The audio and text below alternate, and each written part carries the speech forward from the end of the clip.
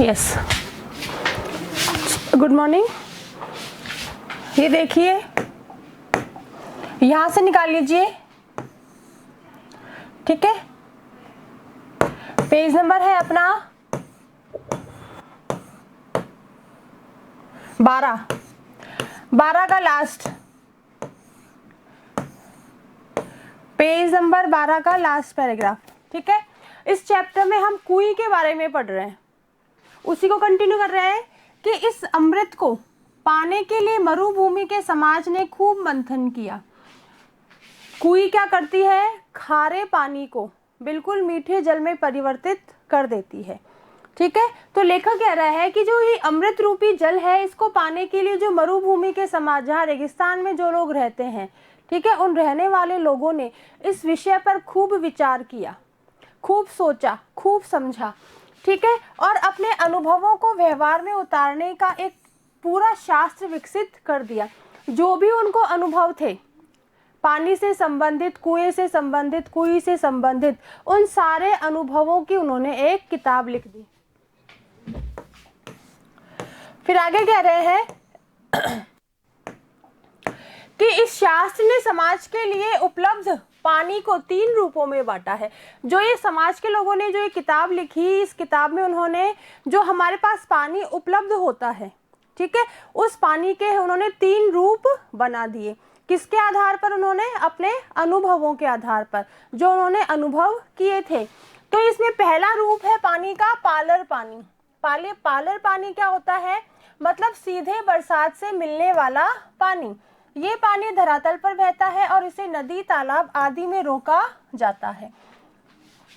Parlour पानी क्या होता है? हमें सीधे बरसात से मिलता है, धरती की सतह पर बहता है, और इसको इकट्ठा करने के लिए नदी, तालाब बनवाए जाते हैं और नदी और तालाबों में इस पानी को रोक लिया जाता है।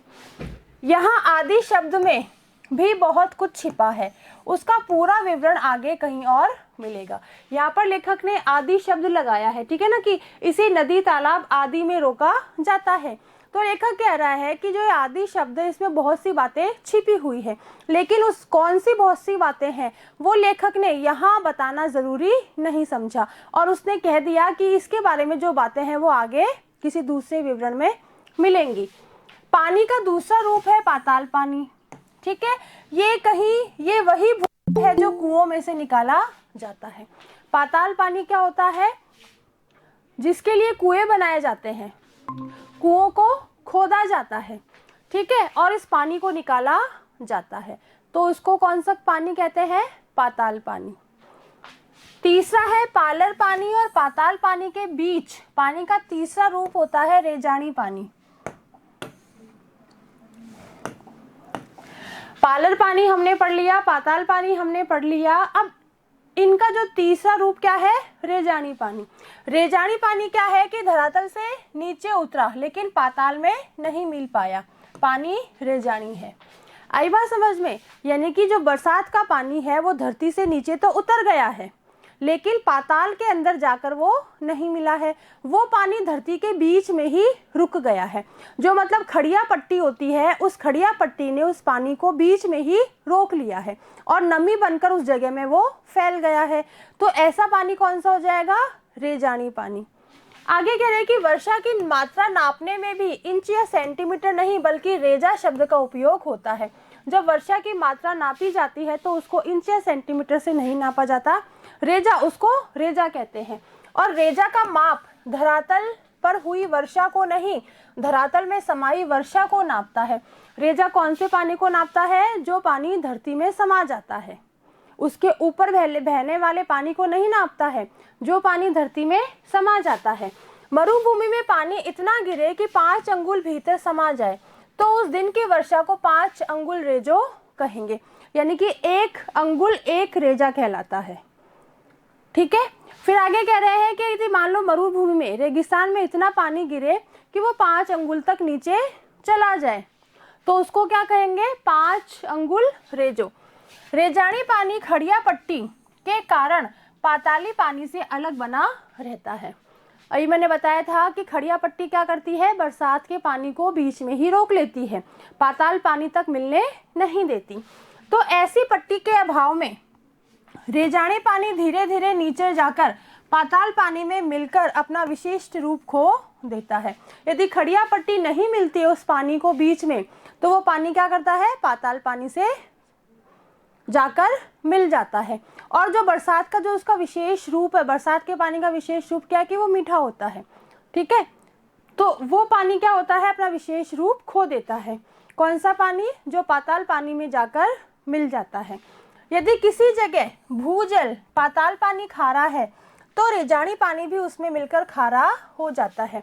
धरती में क्या होता है, कहीं कहीं पानी खारा होता है, कहीं कहीं पानी मीठा होता है, ठीक है। मीठे पानी में जाकर मिल जाता है तो कोई दिक्कत नहीं है, लेकिन जो अगर बरसात का पानी जो रेजानी पानी है वो पाताल पानी में खारे पानी में मिल जाता है तो वो भी खारा हो जाता है।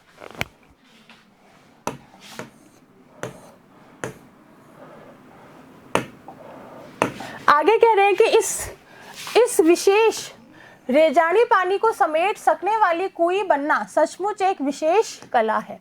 4-5 हाथ के व्यास की कुई को 30 से 60-65 हाथ की गहराई तक उतारने वाले चेजारो कुशलता और सावधानी की पूरी ऊंचाई नापते हैं। अब जो ये विशेष पानी है रेजानी पानी, ठीक है, तो रेजानी पानी को समेटना सिर्फ कुई के बस की बात है, ठीक है। और ये क्या है, इसके मतलब कुई बनाना, और कुई बनाना क्या है, एक विशेष कला है। हर कोई कुई नहीं बना सकता है, इसके लिए विशेष महारत चाहिए, इस कला में उनको निपुण होना पड़ता है।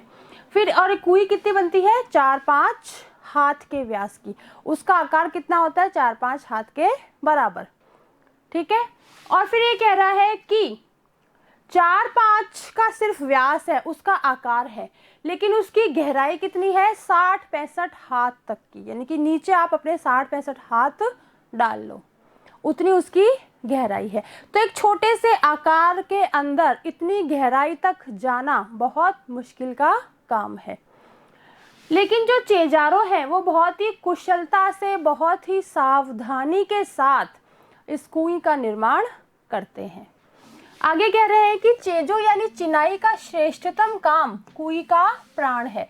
यदि कुई की चुनाई जो है वो श्रेष्ठ हो गई, वो अच्छी हो गई है, तो कुई सफल हो जाती है और ना ही फिर उसके अंदर किसी के जान का खतरा रहता है।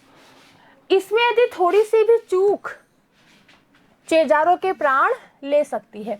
यदि इसको सावधानी से नहीं बनाया जाए, सतर्कता से नहीं बनाया जाए, या उसका काम करने में जो निपुण नहीं है, वो मतलब अनसिखिया आदमी जिसको पता नहीं है, नया नया है, ठीक है, इस काम को करने वाला, तो यदि वो थोड़ी सी भी चूक कर देगा तो चेजारो जो उस कुई को खोदने वाले हैं, बनाने वाले हैं, उनके प्राण जा सकते हैं। हर दिन थोड़ी थोड़ी खुदाई होती है, डोल से मलबा निकाला जाता है और फिर आगे की खुदाई रोककर अब तक हो चुके काम की चिनाई की जाती है, ताकि मिट्टी जो है वो भसके नहीं या धसे नहीं। हर दिन क्या होता है, थोड़ी थोड़ी खुदाई की जाती है, फिर साथ की साथ उसकी चुनाई करते चले जाते हैं। यदि ऐसा नहीं करेंगे तो क्या होगा, ऊपर की जो मिट्टी, क्योंकि आकार छोटा है, नीचे तक खोदते जा रहे हैं, ठीक है ना, तो हो सकता है कि मिट्टी बीच में से खिसक कर नीचे गिर सकती है, भर भर करके टूट सकती है, और सीधी टूटेगी तो क्या होगा, जो अंदर खुदाई कर रहा जो चेजारो है वो अपनी जान से हाथ धो बैठेगा। तो इस जान से हाथ ना धो बैठे, इसके लिए वो क्या करते हैं, जितनी आज कुई खोद ली है उतनी चिनाई वो साथ की साथ करते चले जाते हैं। 20-25 हाथ की गहराई तक जाते जाते गर्मी बढ़ती जाती है और हवा भी जो है बहुत कम होने लगती है। तब ऊपर से मुट्ठी भर भर कर रेत नीचे तेजी से फेंकी जाती है। मरुभूमि में जो हवा रेत के विशाल टीलों तक को यहाँ से वहाँ उड़ा देती है, वही हवा यहाँ कुई की गहराई में एक मुट्ठी रेत से उड़ने लगती है और पसीने में नहा रहे चेलवांजी को राहत दे जाती है। यहाँ पर क्या कर रहे हैं, जैसे जैसे 20-25 हाथ की खुदाई हो जाती है तो क्या करते हैं, ऊपर से मुट्ठी भर भर कर नीचे उस कुई में रेत फेंकी जाती है, जिससे क्या होता है, उस रेत की जो हवा है नीचे काम कर रहे चेलवांजी को, जो मतलब पसीने में लथपथ है, वातावरण दम घोटने वाला है वहाँ पर, ऐसे वातावरण में उसको राहत की सांस देती है। और रेगिस्तान की जो हवा है, ठीक है ना, वो कैसी है, मतलब टीले, रेगिस्तान में ऊंची ऊंची मिट्टी के टीले बन जाते हैं। वो क्या करती है, टीले कभी इधर कभी उधर हो जाते हैं। क्यों? क्योंकि जो वो हवा है वो टीलों तक को इतनी मतलब तेज हवा चलती है जिससे कि मिट्टी के टीले उड़ जाते हैं, एक स्थान से दूसरी जगह जाकर बन जाते हैं। तो वो ही हवा उन चेल वांजियों के लिए राहत का काम करती है। फिर आगे कह रहे हैं कि कुछ जगहों पर कुई बनाने का यह कठिन काम और भी कठिन हो जाता है। पहले तो कुई बनाने का काम कठिन है ही, लेकिन और भी कठिन हो जाता है। किसी किसी जगह ईंट की चिनाई से मिट्टी को रोकना संभव नहीं होता, तब कुई को रस्से से बांधा जाता है। वहां पर ईंट के चूने की चिनाई नहीं कर पाते तो वहां पर कुई को किससे बांधा जाएगा? रस्सों से। कैसे? पहले दिन कुई खोदने के साथ साथ खीप नाम के घास का ढेर जमा कर लिया जाता है। ये क्या है? एक प्रकार की घास है जिसके रेशों से रस्सी बनाई जाती है। तो क्या करते हैं, जो खीप की जो घास है उसका बहुत सारा ढेर इकट्ठा कर लेते हैं। चेजारो तो क्या करते हैं, खुदाई अपनी शुरू कर देते हैं, और जो बाकी के लोग क्या करते हैं, खीप की घास से कोई 3 अंगुल मोटा रस्सा बटने लगते हैं। जिनको खुदाई का काम आता है वो खुदाई करने के लिए चले जाते हैं, और जो बाकी के लोग बचे होते हैं वो इस घास की रस्सी बनाने लगते हैं। मोटी कितनी होती है? वो 3 अंगुल मोटी होती है। और पहले दिन का काम पूरा होते होते कोई 10 हाथ गहरी हो जाती है। फिर क्या करते हैं, वो इसके तल पर दीवार के साथ सटाकर रस्से का पहला गोला बिछा दिया जाता है। ठीक है, रस्सी बनाई और उसको फिर गोल आकार दे दिया। 10 हाथ की खुदाई हो गई, उस गोले को उस तल के साथ बैठा दिया गया। आई बात समझ में? जो गोला बनाया रस्सियों का, उन्होंने 10 हाथ गहरा ही बनाया। जितनी खुदाई हुई उतना ही 10 हाथ का, जितना ही लंबा उन्होंने रस्सा बना लिया। और फिर उस तल के तक, उस जो जितनी कुई की खुदाई हो चुकी है वहां तक उस रस्से को ऐसे करके नीचे डाल देते हैं और बिल्कुल उस दीवार से सटा देते हैं। फिर आगे कह रहा है कि और फिर इसके ऊपर दूसरा, तीसरा, चौथा इस तरह ऊपर आते जाते हैं। खीप घास से बना खुरदरा मोटा रस्सा हर घेरे पर अपना वजन डालता है। फिर क्या होता है, एक दिन 10 हाथ की खुदाई हुई, फिर 10 दिन की हाथ की खुदाई हुई, तो पहला जो घेरा था वो सबसे नीचे चला गया, नया घेरा बनकर उसके ऊपर आ गया, फिर नया बनकर उसके ऊपर आ गया। जितने हाथ की खुदाई हुई पहला घेरा नीचे चला जाता है, सबसे नीचे, फिर उसके ऊपर, फिर उसके ऊपर, फिर उसके ऊपर। आई बात समझ में? ऐसे कर दिया जाता है। अब खीप घास से बना खुरदरा मोटा रस्सा क्या होता है, हर घेरे पर अपना वजन डाल देता है। ठीक है, और बटी हुई लड़ियां एक दूसरे में फंसकर मजबूती से एक के ऊपर एक बैठती जाती है। रस्से का आखिरी छोर ऊपर रहता है। अगले दिन फिर कुछ हाथ मिट्टी खोदी जाती है और रस्से की पहले दिन जमाई गई कुंडली दूसरे दिन खोदी गई जगह में सरका दी जाती है। ऊपर छूटी दीवार में अब नया रस्सा बांधा जाता है। रस्से की कुंडली को टिकाए रखने के लिए बीच बीच में कहीं कहीं चिनाई भी करते जाते हैं। ठीक है, जो मैंने बताया वही है। एक घेरा बनाया, फिर दूसरा, फिर तीसरा और फिर चौथा, और वो नीचे चलता चला गया। कहीं कहीं पर क्या करते हैं, उस मान लो रस्सी यदि नहीं टिकती है तो उसके लिए क्या करते हैं, वो कहीं कहीं बीच में आवश्यकता पड़ती है तो उसकी चुनाई भी कर देते हैं। लगभग 5 हाथ के व्यास की कुई में रस्से की एक ही कुंडली का सिर्फ एक घेरा बनाने के लिए लगभग 15 हाथ लंबा रस्सा चाहिए। एक घेरे के लिए उनको कितना रस्सा चाहिए? लगभग 15 हाथ लंबा। और 1 हाथ की गहराई में रस्से के 8-10 लपेटे खप जाते हैं। ठीक है, और इतने में ही रस्से की कुल लंबाई 150 हाथ हो जाती है। अब यदि 30 हाथ गहरी कुई की मिट्टी को थामने के लिए रस्सा बांधना पड़े तो रस्से की लंबाई 4000 हाथ के आसपास बैठती है। मतलब फिर उनको 4000 हाथ के आसपास 3-3 उंगल मोटी रस्सी बनानी पड़ती है। ये भी एक तरह से बहुत कठिन काम है। ठीक है, फिर उसमें बिठाना, उसको दीवार से सटाकर बिठाना, फिर ये देखना कि कहीं से भी मिट्टी खिसके नहीं। आई बात समझ में? तो इस तरह का कठिन काम जो है वो चेलवांजी करते हैं। लोगों को तो समझ में भी नहीं आएगा कि यहाँ कुई खुद रही है कि रस्सा बन रहा है। रस्सा इतनी बड़ी मात्रा में बनता है, इतने बड़े घास के ढेर इकट्ठे किए जाते हैं कि जो दूसरे देखने वाले लोग हैं वो ये समझते हैं कि यहाँ पर कुई बन रही है या रस्सा बनाया जा रहा है। कुई क्यों नहीं दिखाई देती? क्योंकि उसका आकार बहुत छोटा होता है, ठीक है ना। तो कुई बन रही है या रस्सा बन रहा है, लोगों को समझ में नहीं आता है। कहीं कहीं न तो ज़्यादा पत्थर मिलता है न खीप ही मिलती है, लेकिन रेजानी पानी है। कुछ क्षेत्र ऐसे होते हैं कि जहाँ पर ना तो ज़्यादा पत्थर मिलता है, ना जो खीप की जो घास है वो मिलती है, तो वहाँ भी कुइयाँ ज़रूर बनती है। यदि रेजानी पानी मिल जाता है किसी भी क्षेत्र में तो वहाँ पर कुइयाँ ज़रूर बनती है। ऐसी जगहों पर भीतर की चिनाई लकड़ी के लंबे लट्ठों से की जाती है। लकड़ी के लंबे लंबे डंडे जो होते हैं उनसे चिनाई की जाती है। लट्ठे अरणी, बण, कैर, बावल या कुंबड़ के पेड़ों की डगालों से बनाए जाते हैं। डगालों मतलब तने या टहनियाँ, पेड़ की जो तने होते हैं या उसकी मोटी टहनियाँ, उनसे ये। और वो पेड़ कौन से होते हैं? अरणी, बण, कैर। बण कौन सा पेड़ है? कैर का। बावल या कुंबड़, इनके पेड़ होते हैं। इस काम के लिए सबसे ज़्यादा उम्दा, सबसे ज़्यादा अच्छी लकड़ी अरणी की ही मानी जाती है। पर उम्दा या मध्यम दर्जे की लकड़ी यदि नहीं मिल पाते हैं तो आग तक से भी काम लिया जाता है। यदि ऐसी व्यवस्था नहीं है कि वहाँ पर ना तो अरणी के पेड़ की लकड़ी मिल रही है या फिर किसी दूसरे पेड़ की लकड़ी मिल रही है, तो जो आकड़े का पौधा है, ठीक है, उसकी जो लकड़ियाँ हैं, उसकी जो डंडियाँ हैं, उनसे भी काम लिया जाता है। कोई दिक्कत किसी को? लट्ठे नीचे से ऊपर की ओर एक दूसरे में फंसाकर सीधे खड़े किए जाते हैं। लट्ठे क्या करते हैं? जो लकड़ियां होती बड़ी बड़ी एक दूसरे में फंसा दी जाती है और सीधी खड़ी की जाती है। फिर इन्हें खीप की रस्सी से बांधा जाता है, ठीक है। इन लट्ठों को फिर खीप की रस्सी से बांध दिया जाता है। कहीं कहीं चक्की रस्सी भी काम आती है, लाते हैं। चक्की रस्सी भी क्या होती है? एक वनस्पति, एक पौधा है, उसी की रस्सी बनाई जाती है। और यह बंधाई भी कुंडली का आकार लेती है, इसलिए इसे सापणी भी कहते हैं।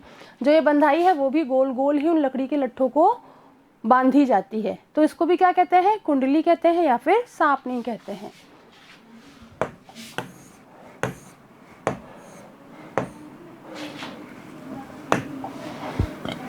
नीचे खुदाई और चिनाई का काम कर रहे चेलवांजी को मिट्टी की खूब परख रहती है, ठीक है। जो नीचे खुदाई करते हैं और जो चुनाई करते हैं वो जो चेलवांजी होते हैं उनको मिट्टी की परख होती है, वो मिट्टी को जांच लेते हैं, ठीक है, उनको अनुभव होता है। खड़िया पत्थर की पट्टी आते ही सारा काम रुक जाता है। जैसे ही खुदाई होती है और जैसे ही खड़िया पट्टी आती है तो सारा काम रोक दिया जाता है। इस क्षण नीचे फिर धार लग जाती है और चेजारों ऊपर आ जाते हैं। इस क्षण नीचे क्या होती है? फिर पानी की धार, पानी की बूंद बूंद रिसने लगती है, तो उनका काम क्या है? सफल हो जाता है और चेजारों फिर वापस ऊपर आ जाते हैं। कुई की सफलता यानी सजलता उत्सव का अवसर बन जाती है। और जब कुई सफल हो जाती है, भाई रेजानी पट्टी, वो सॉरी खड़िया पट्टी आ गई, ठीक है, काम को रोक दिया गया और बूंदे रिसने लगी उसके अंदर, तो ये क्या हो गई? कुई की सफलता हो गई है। सजलता मतलब कुई में जल अब आने लगेगा, तो ये क्या है? एक बहुत बड़े उत्सव का अवसर बन जाती है, उत्सव मनाया जाता है।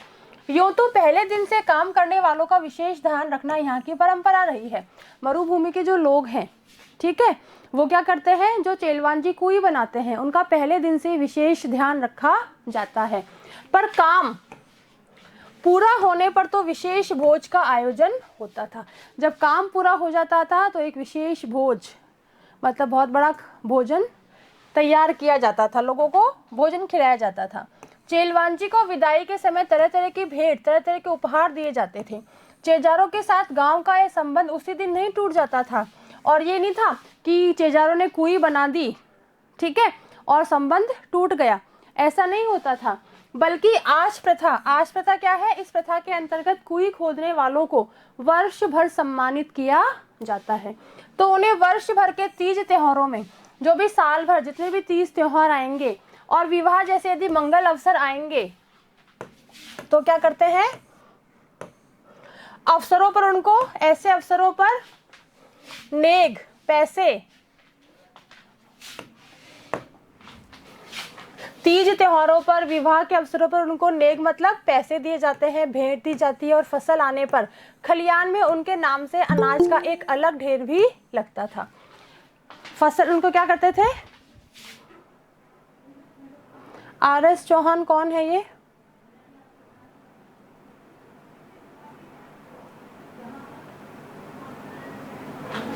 पता नहीं कौन है, छोड़ो। क्या होता था कि अवसरों पर क्या होता था, उनको नेक दिए जाते थे, भेंट दी जाती थी।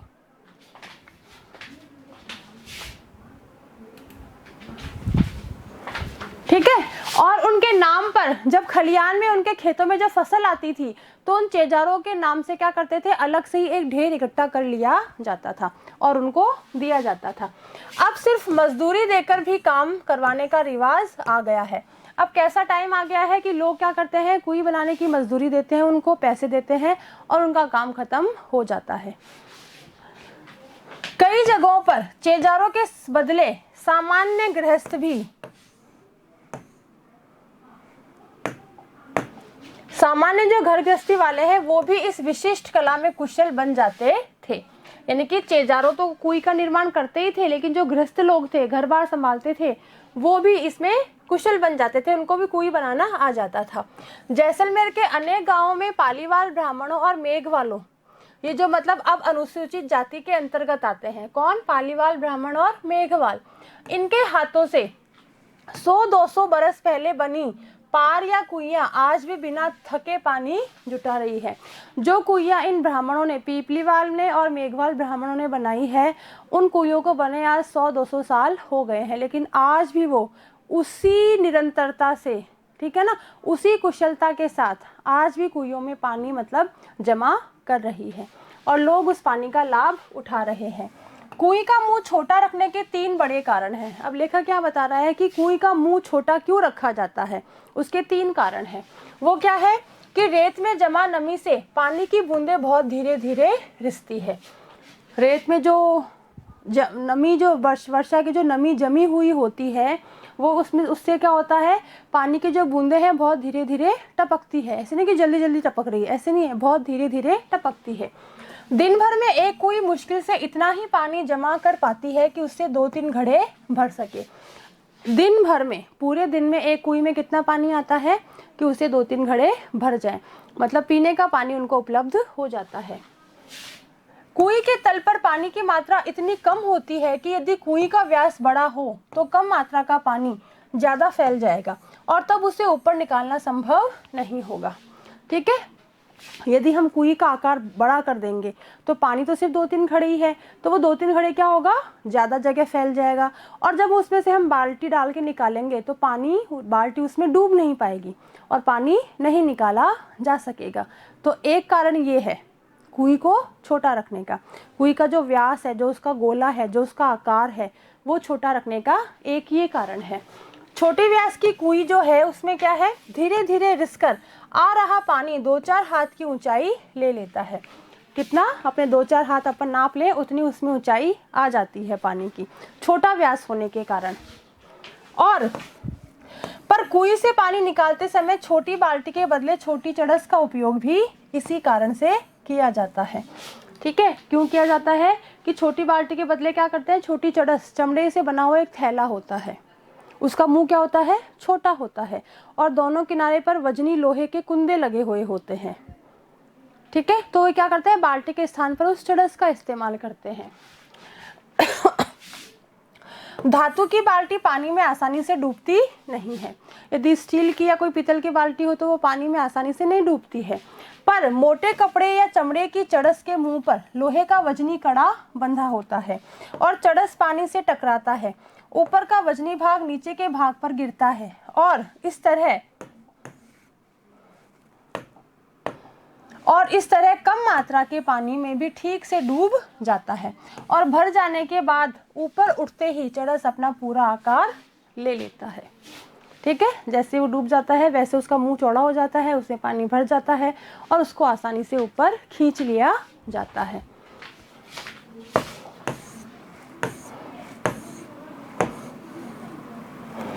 आगे कह रहे हैं कि पिछले दौर में ऐसे कुछ गांवों के आसपास से सड़कें निकली हैं, ट्रक दौड़े हैं, ट्रकों की फटी ट्यूब से भी छोटी चरसी बनने लगी है।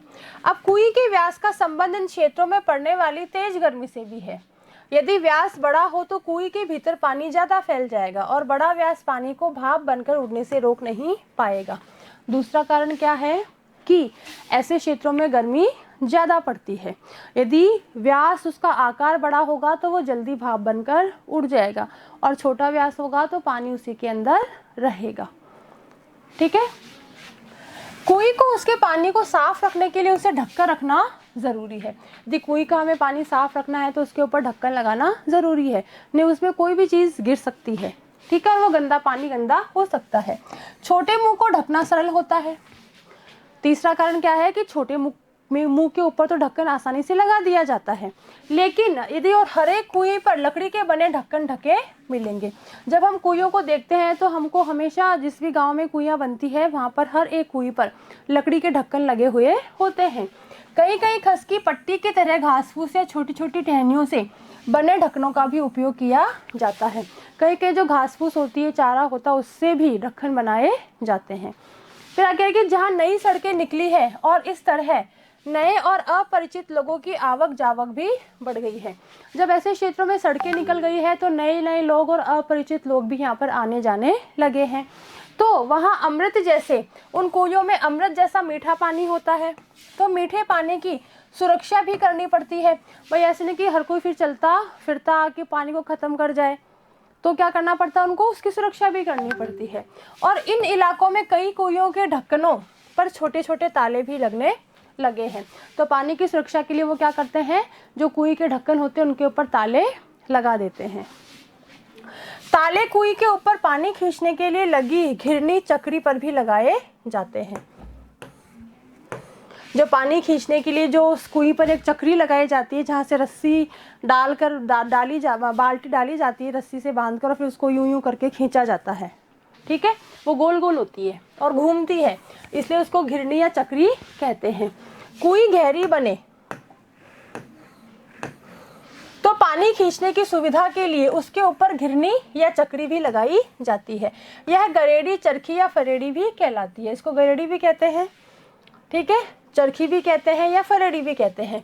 फरेड़ी लोहे की दो भुजाओं पर भी लगती है, लेकिन प्राय यह गुलेल के आकार के एक मजबूत तने को काट कर उसमें आर पार छेद बनाकर लगाई जाती है। ठीक है, जो मतलब फरेड़ी है वो लोहे की भी बनती है, लेकिन सामान्य तौर पर क्या होती है, गुलेल के आकार के एक मजबूत तने को काटा जाता है, उसमें आर पार छेद किया जाता है और फिर उसे लगाया जाता है, और इसे हम ओढ़ाक कहते हैं।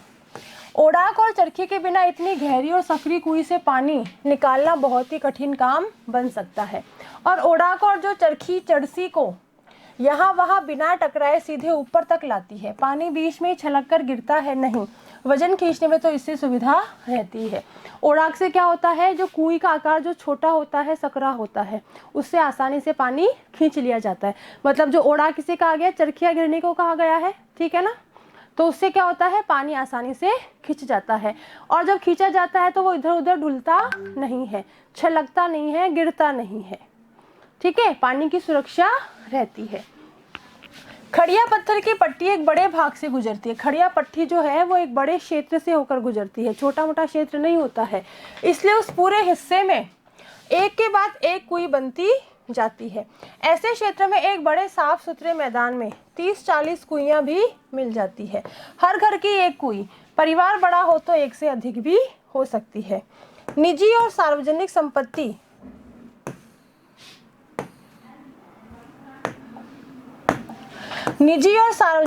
संपत्ति का विभाजन करने वाली मोटी रेखा कुएं के मामले में बड़े विचित्र ढंग से मिट जाती है, और हर एक की अपनी अपनी कुएं है।